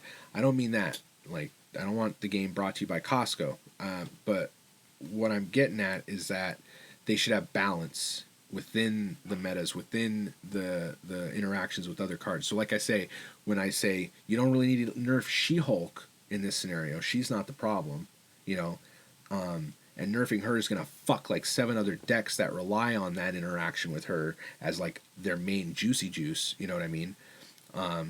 Yeah. So like nerfing her is not the solution, but neither's nerfing Shuri when you know that like King Etry's on the horizon and he's a 5/3 that does +4 to the next card played. So then where do we go from there? What do we do? +5 for Shuri? That's a waste.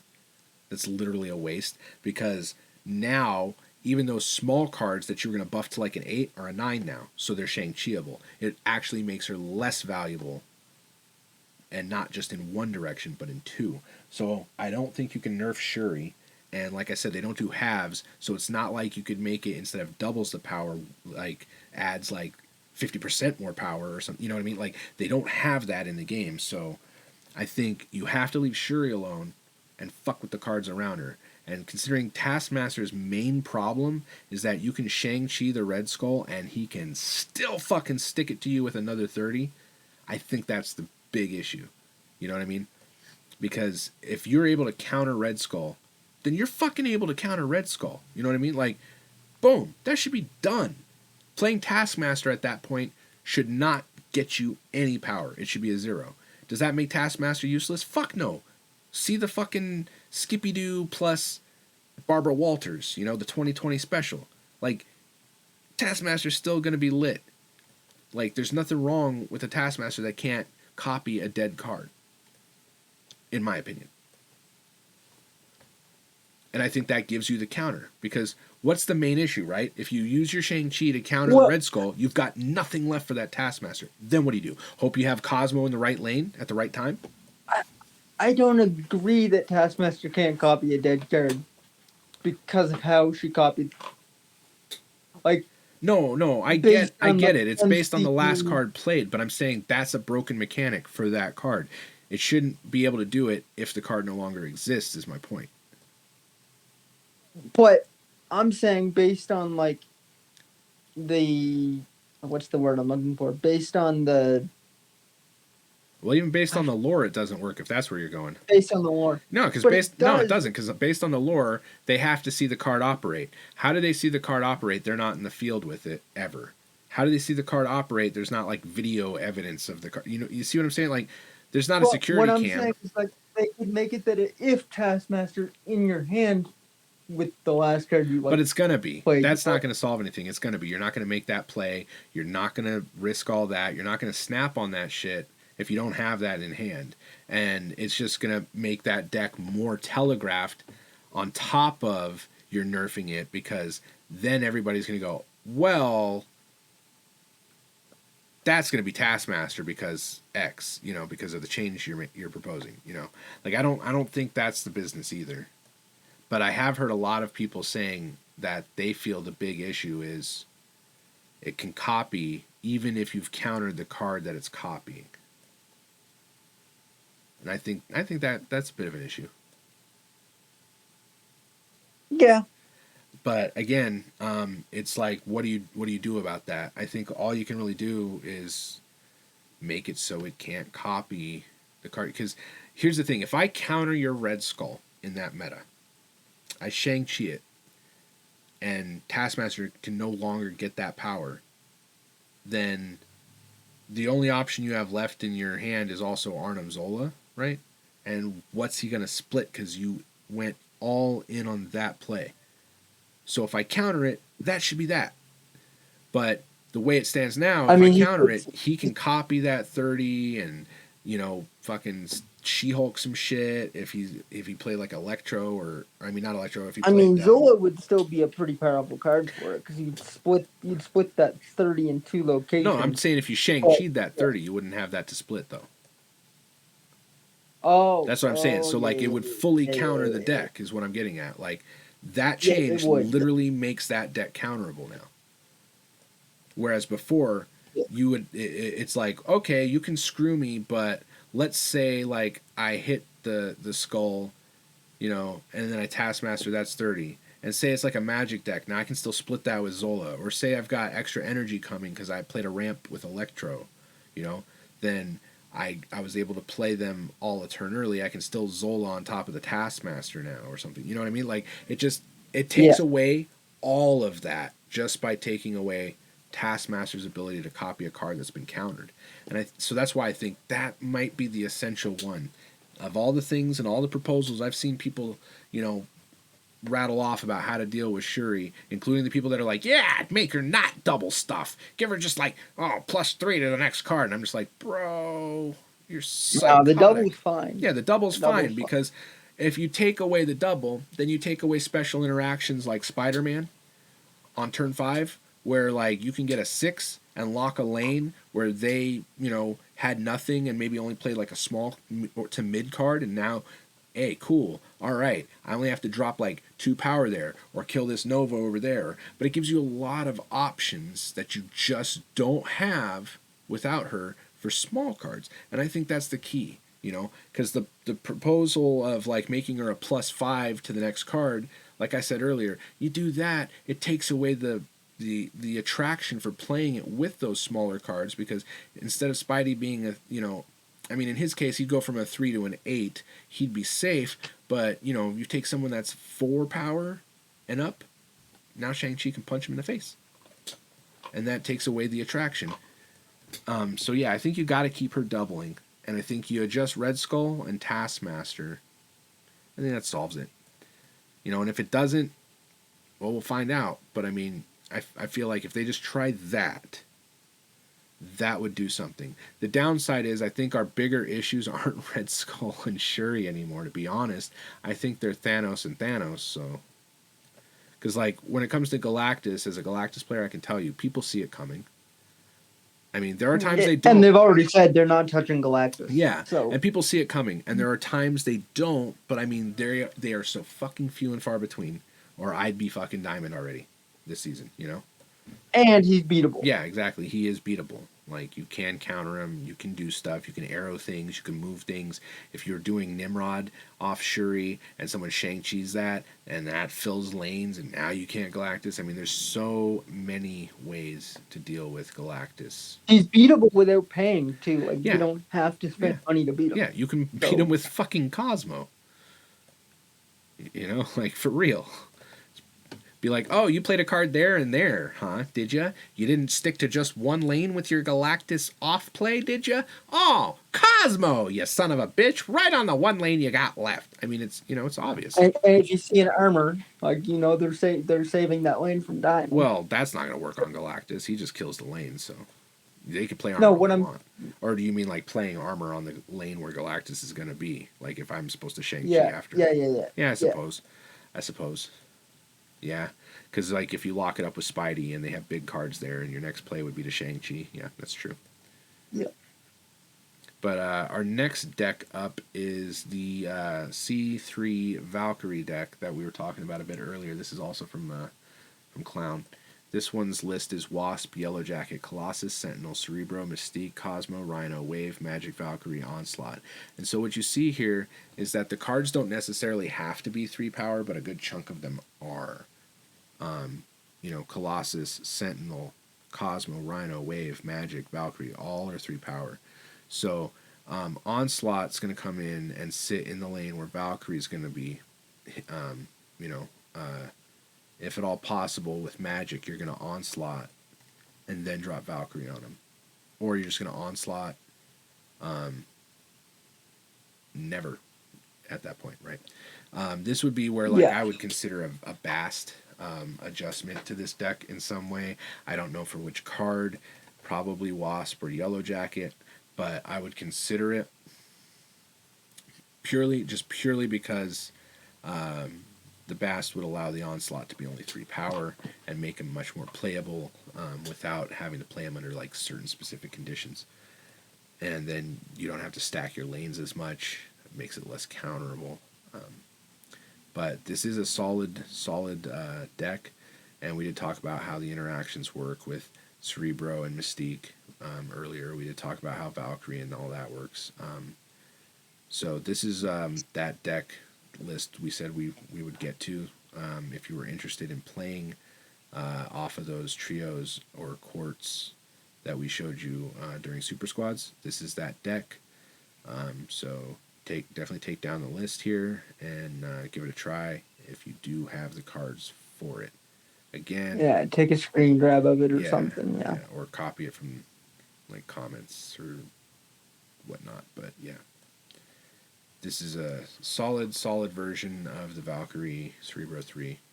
And again, you can sub probably Wasp or Yellow Jacket. I'd lean toward Yellow Jacket first, purely because of the negative effect if you can't get it out early. I don't like Yellow Jacket. But that would be the card I'd use for putting Bast. I think typically you're going to play Yellow Jacket when you play Valkyrie, so even if you do negative and you play Valkyrie there, it fixes it. But, yeah. I would still prefer Bast just to make the Onslaught even out, potentially, and to even out Cerebro and Mystique, as well as Wasp, or Yellow Jacket, whichever one you didn't pull out. But yeah, so that's the C3 Valkyrie deck, and that's it for community decks, and we'll be back with Screen Grabs of the Week.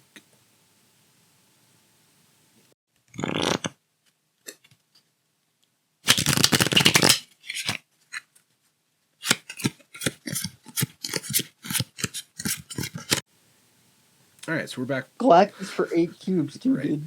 Yeah, so we're back with Screen Grabs of the Week. And this first one is my, I did get 8 cubes on this one. And it was my first time this season that I got to pull off the Galactus Nimrod after, like, having Shuri buff the Nimrod and everything. So it was kind of cool because, I mean, it's a 24. And dude knew. This is why he went 8 cubes, is because he knew I was going to Galactus. And the math on it at first seemed okay. And then Nimrod did Nimrod, and they were like, fuck. Yeah, I don't understand how you have 2 Nimrods. Because Nimrod duplicates when you kill it. Yes, splits. it does. Yeah, but there's only one to lane each left. location. Yeah, but there's only one lane left. So here's what happens. So if you play Nimrod this is why I was talking about it being important. Yeah, this is why I was saying it's important to not play Nimrod on the right lane if you're going to do this, because if you play Nimrod on the right lane and you kill the other lanes, it has nowhere to split to. So what happens is it doesn't split twice. So say I played Nimrod on the left lane. It splits itself. One goes to the lane I've got Galactus in, and one goes to the right. Then, when the right lane's destroyed, that copy, it doesn't split again. It just goes whoosh and moves. It just moves to the next location. So then both of them end up there. That's that's interesting. Okay. Yeah. Okay. I think they did it that way because they didn't want the card to like split, and then make Galactus just an insta win, you know. But it does split if you run it with Zola. I know this because yes, but you have to run it with Zola because Zola splits it, and then the card splits itself because it got split. Which is probably how I misunderstood the abilities, because I'm running it with Zola. Yeah, that's what makes Zola Nimrod more powerful. Like if you can Shuri Nimrod Zola or something, you know. Because you can end up with like 4 Zolas if you do it right. 4 Nimrods, but or yeah. 4 yeah, Nimrods that's like if you 40 do it power right. if you Shuri it. Yeah. Because if you Zola Nimrod on Kermitage, it can be or on on Kermitage in particular. But like Shuri Nimrod Zola is kind of why I'm like saying the Barbara Walters special with, you know, She-Hulk Taskmaster isn't that big a deal off of Shuri, because there's bigger counters, there's bigger things to counter, like, yeah.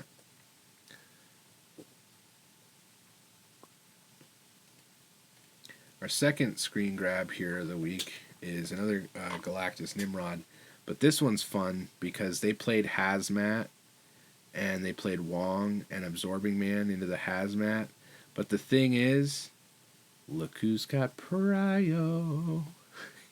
I'm learning to hate Hazmat, by the way. I mean, it didn't bother me here because, again, look who has Prio.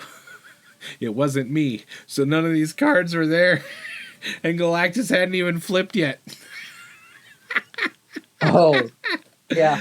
Like, I don't know what they thought they were doing other than trying to beat me at the other 2 locations, right? And then, that's what they were doing.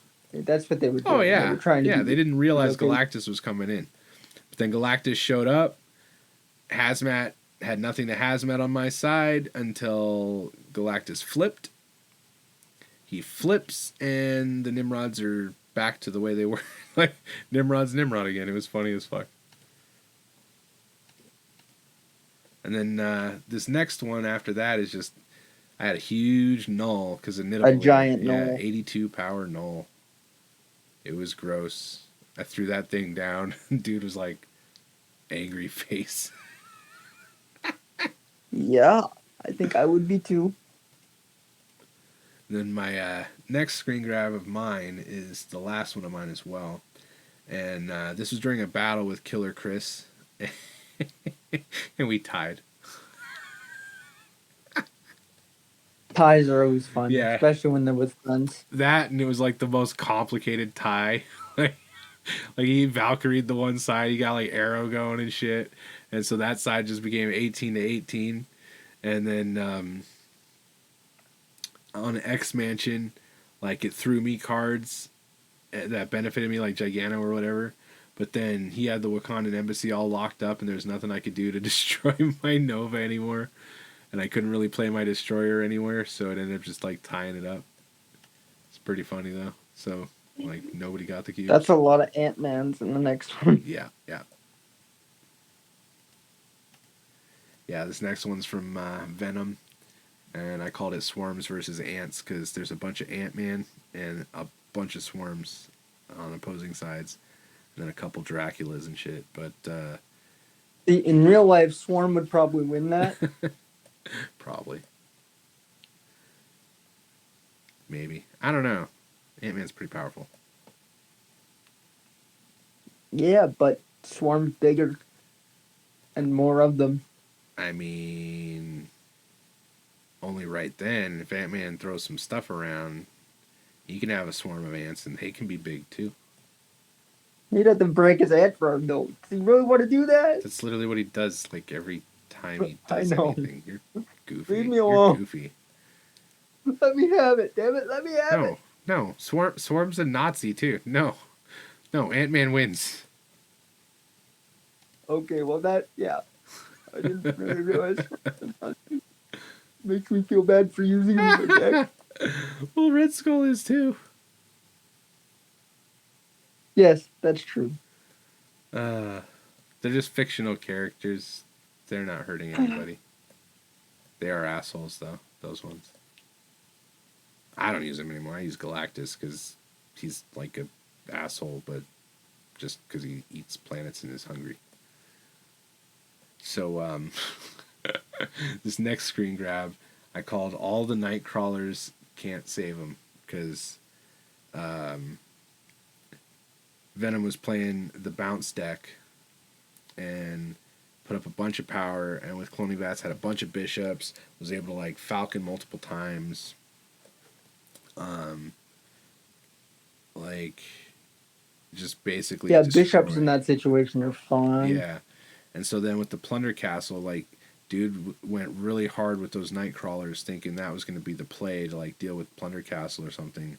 And then this, like, Carnage would win it, but Carnage didn't quite pull it off.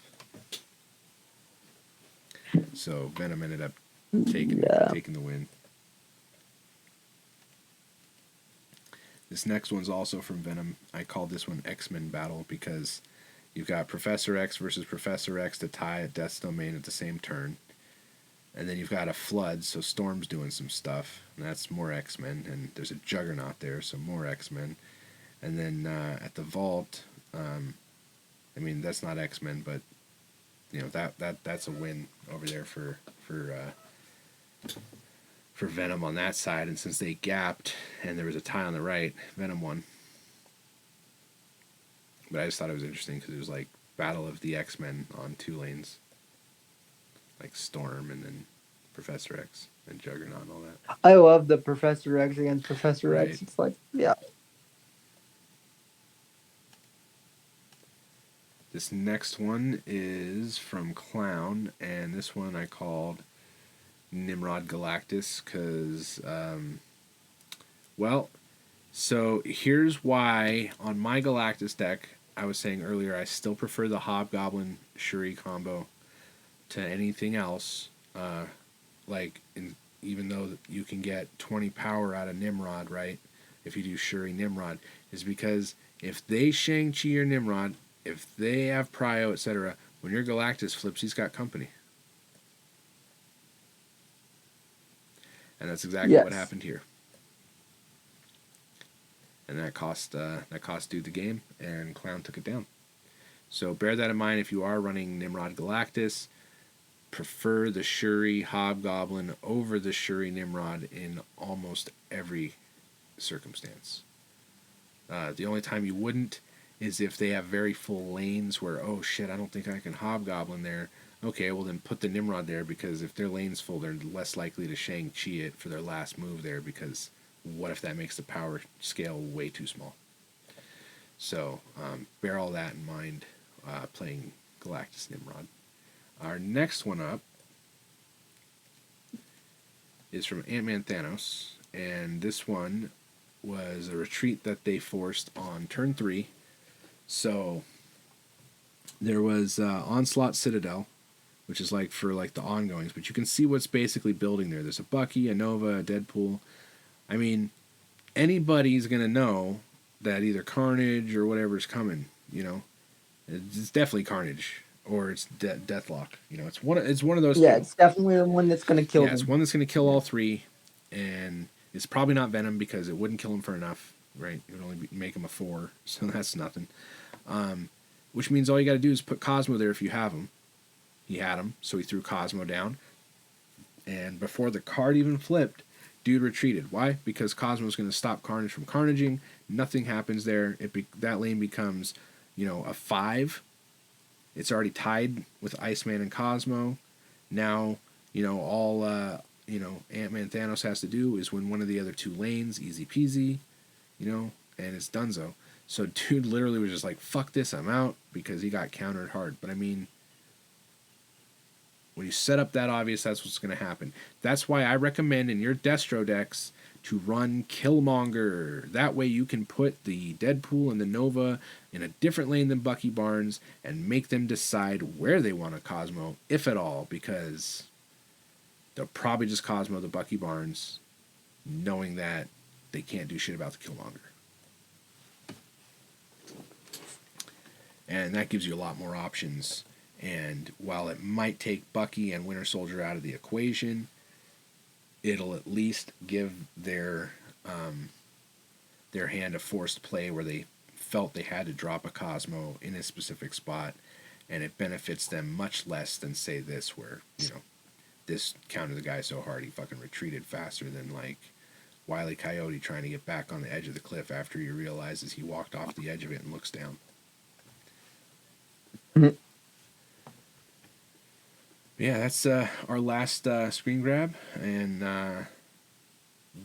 well, that does it for us. So, Excelsior, true snappers, and hopefully we see some improvements in the game. Hopefully we get some answers on MMR, and hopefully everything gets better, because we love snapping, we love you guys, and we love community involvement. So we just want to see this game succeed. But I'm just not holding my breath. But we'll see y'all on the flip-flop. That's it for us, and here comes the Clip Show crossover, and we'll see you next week.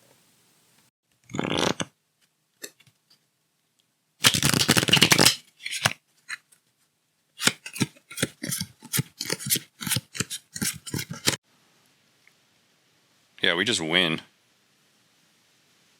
We just win. All right, GG, 1-0 with the C2 deck. You hit infinite already again, dude? Dude, what did you do? Wait, I lost? I guess I wasn't paying attention and I lost? What happened?